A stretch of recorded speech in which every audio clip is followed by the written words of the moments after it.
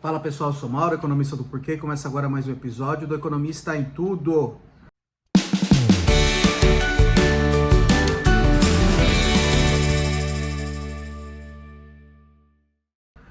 Para você que está chegando por aqui, eu convido a se inscrever no nosso canal e a ligar o sino para receber as notificações. Toda semana 3 vídeos novos. Também a visitar o nosso site www.porquê.com.br, que tem bastante conteúdo escrito lá. Hoje eu vou falar um pouquinho das perspectivas para o ano de 2023 para a economia e está muito ligada à entrada no governo novo, né, no executivo, o governo Lula e a saída do governo Bolsonaro. E o que a gente tem é bastante incerteza, principalmente do lado do arcabouço fiscal da economia.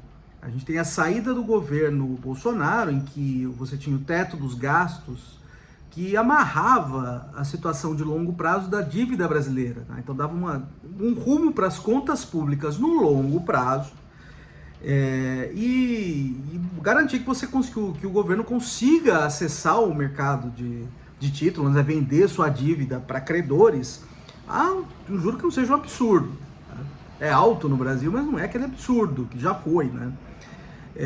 E o que aconteceu assim ao longo do ano foi uma deterioração desse arcabouço fiscal, com as várias exceções que foram colocadas no teto dos gastos, com relação com todas essas PECs que foram aprovadas. Tá? Então o teto dos gastos foi colocado lá atrás, em 2016, porque a situação das contas públicas do Brasil estava em apuros e a perspectiva de longo prazo não era nenhuma. Tá? Então você tinha uma chance muito alta de algum calote acontecer, ou inflação alta, persistentemente alta acontecer, e aí os credores que estão olhando para isso e emprestando o governo brasileiro começam ou a sumir ou a redemandar juros muito altos. Então o teto dos gastos, ao colocar na Constituição que você daria um norte para as contas públicas, que o gasto público do governo federal não cresceria mais do que a taxa da inflação, e aí você colocou na inflação, que deu certa credibilidade, colocou na Constituição, que deu certa credibilidade a isso. Isso deu um norte para as contas públicas de longo prazo e propiciou uma queda na taxa de juros, ao mesmo tempo que a inflação era controlada. Só que isso é uma promessa para o longo prazo de que você vai arrumar as contas públicas lá na frente. Só que assim, da mesma forma que a Constituição foi mudada e deu credibilidade, ela foi mudada de novo para aliviar. Então essa promessa ela ficou super enfraquecida. O presidente Lula, durante a campanha, não deu muita indicação do que faria na economia, mas disse que ia acabar com o teto dos gastos. Para mim, isso é chutar cachorro morto. O teto dos gastos, do jeito que ele foi concebido, já acabou no governo Bolsonaro. Então já estava claro que teria um furo no teto agora, um furo substancial. Por quê? Porque o orçamento que o governo Bolsonaro deixou foi muito mal feito. Tirou dinheiro de diversos programas que precisariam ser recompostos. Tá? O presidente Bolsonaro prometeu um auxílio mais alto, o que hoje vai virar o Bolsa Família, que era o Auxílio Brasil, mais alto. Isso não estava no orçamento. Então isso aí teria que ser revisto de qualquer forma. Tá? Então a gente teria com certeza um rombo aí em 2023, tá? Que vai ter agora, que está sendo prometido. A questão não é 2023, a questão é 2024 para frente. Tá? Qual que é a perspectiva de você arrumar as contas no futuro, na ausência de um teto dos gastos? E é isso que está faltando, isso que não tem perspectiva. Tá? Para 2023 e para os próximos anos. Então, a hora que a gente olha para as perspectivas de 2023 das contas e também para os próximos anos para as contas públicas, ela é muito incerta. Você tem declarações para os dois lados, né? Você tem o presidente Lula falando que não, que vai desrespeitar a responsabilidade fiscal mesmo, não vai ter responsabilidade fiscal para ter responsabilidade social, como se essas coisas fossem antagônicas, e que não são. E aí você tem o novo ministro, o Fernando Haddad, falando não, que vai ter uma regra fiscal, mas não diz qual. Então tem muita incerteza ainda. Todo anúncio de nomes gera muita volatilidade. Tá? Então a hora que a gente olha para o futuro, a gente não está muito claro o que vai acontecer. Tá? Então as perspectivas, eu diria, são incertas e ruins, tá? pela própria incerteza delas. Tá? Então, o primeiro ponto é incerteza quanto ao arcabouço fiscal da economia brasileira, quanto às contas públicas, não para 2023, mas para o futuro. Tá? Por que isso é importante? Tá?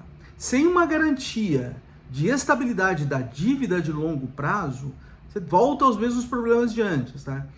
O governo precisa vender títulos, precisa emitir dívida nova para se financiar. Quando vai ao mercado e não tem uma garantia de longo prazo para as contas públicas, os credores demandam um juro mais alto. Então, a primeira implicação disso é um juro mais alto. Então, o Banco Central já vinha subindo juros para combater a inflação, parou de subir. Agora, a perspectiva é que esse juro fique mais alto durante um tempo mais longo. Por quê? Porque você não tem garantia do lado das contas públicas. Então, a primeira perspectiva, quando a gente olha para toda essa incerteza que foi colocada, todas essas declarações para os dois lados, é perspectiva de juro ou fica parado nesse patamar super alto que ele está durante um tempo, ou demora para cair.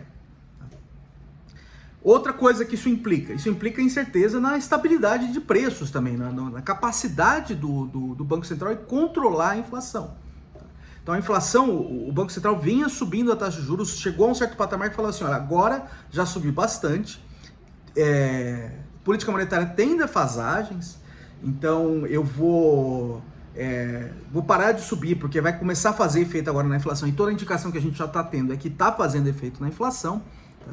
Mas sem um arcabouço fiscal minimamente consolidado, que a gente não tem hoje, é muito difícil a vida do Banco Central. Tá, de controlar a inflação. Então, a hora que a gente olha já no final agora de 2022, as expectativas de inflação já voltaram a subir para 2023. E em 2023, a situação da inflação ela vem caindo, mas ela ainda não é confortável. Então, em 2023, a meta de inflação é 3,25, é mais baixa do que 2022, com o intervalo de tolerância 1,5 para cima e para baixo. Então, o teto do intervalo de tolerância é 4,75. A expectativa de inflação para o fim do ano está acima disso. Tá? E as expectativas pararam de cair e chegaram até a subir agora. E para 2024 também, o centro da meta é 3. As expectativas estão nas casas de 3,5. Estão dentro do intervalo de tolerância, mas estão acima do centro da meta para daqui 2 anos. Tá? Então a situação na inflação ela não é confortável. Ela vem caindo, mas ela ainda não é confortável. Então a perspectiva é que o Banco Central, com toda essa incerteza fiscal que tem, mantenha a sua política de juro alto durante um tempo incerto ainda, mas durante um certo tempo. Então o juro deve demorar para cair. Tá? O juro demorando para cair, você também dificulta crescimento econômico. Então outro lado aqui para 2023, o lado complicado mesmo, é crescimento econômico, a indicação é também ruim. Tá? Primeiro, basicamente esgotou aquilo que podia crescer em cima da pandemia. Tá? Então a pandemia fez com que a atividade econômica despencasse, porque você teve que basicamente desligar diversos setores da atividade econômica, tá? por causa do distanciamento social.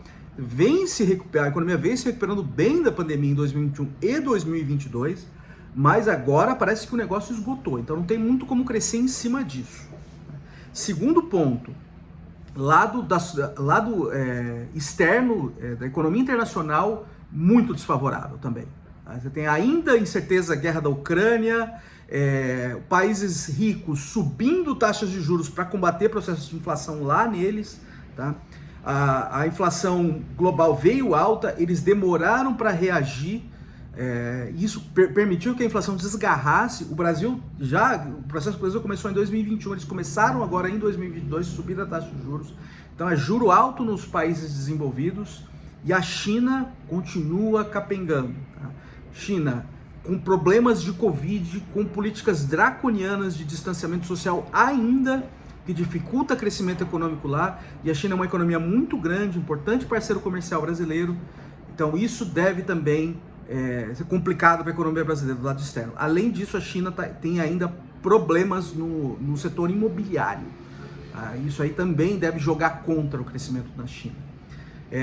Então, assim, todo o lado externo da economia está complicado para a economia brasileira. Tá? Então, juro alto, Setor externo ruim, contas públicas sem muita perspectiva, isso aí contribui para o juro continue alto, tá?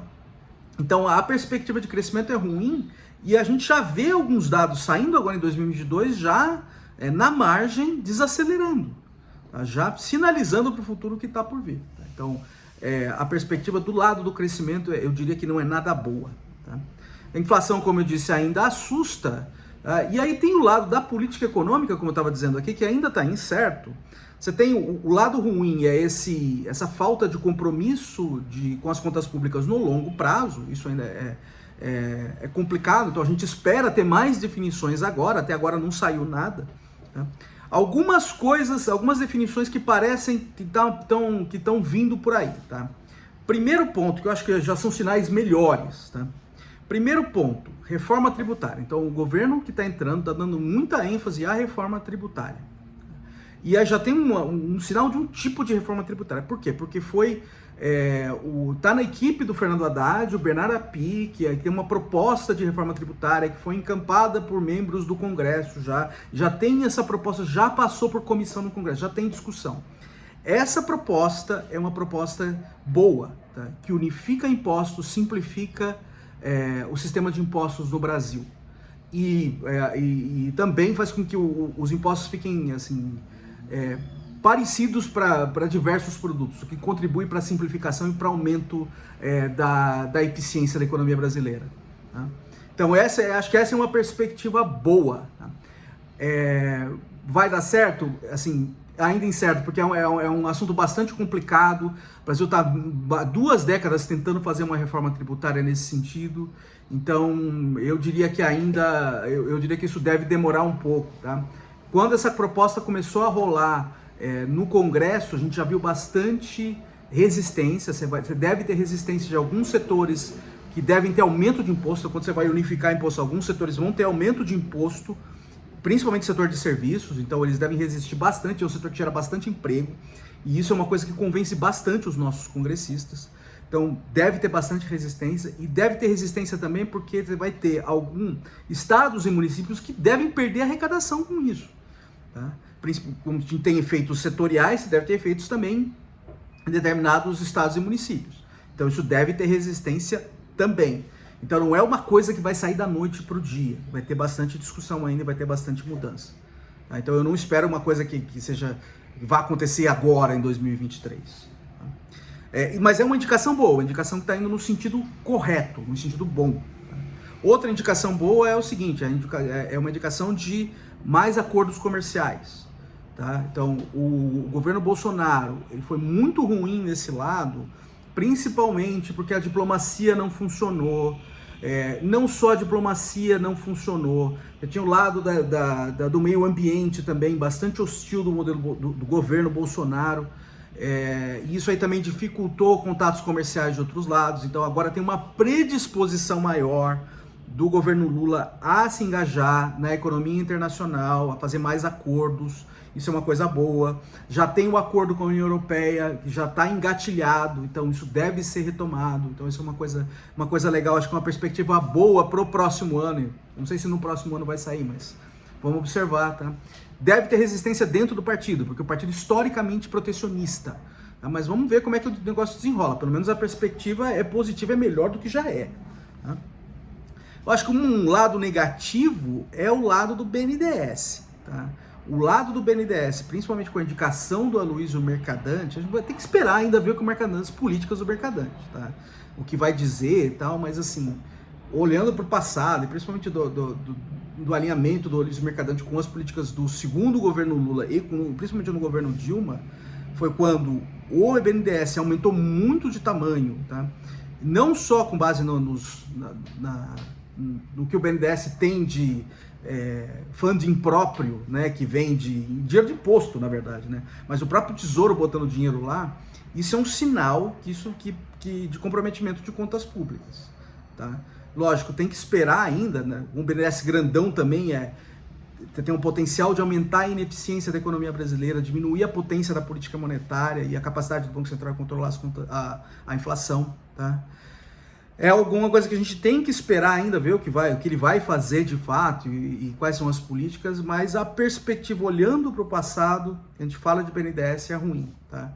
Então, sumarizando aqui a coisa, quando a gente olha para o novo governo, falta ainda de uma definição de regra fiscal para dar estabilidade para o longo prazo para as contas públicas. Isso é número 1, tá? Isso é o que é o lado ruim. Segundo ponto, BNDES, sinais ruins, tá?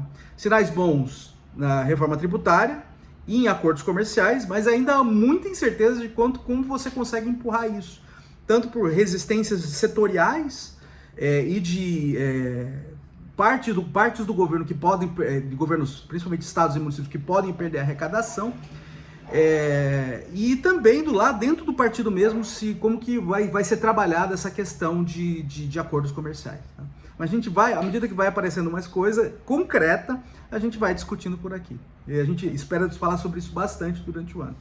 É isso aí, pessoal. Muito obrigado por ter assistido o vídeo. A gente volta a conversar mais na próxima oportunidade.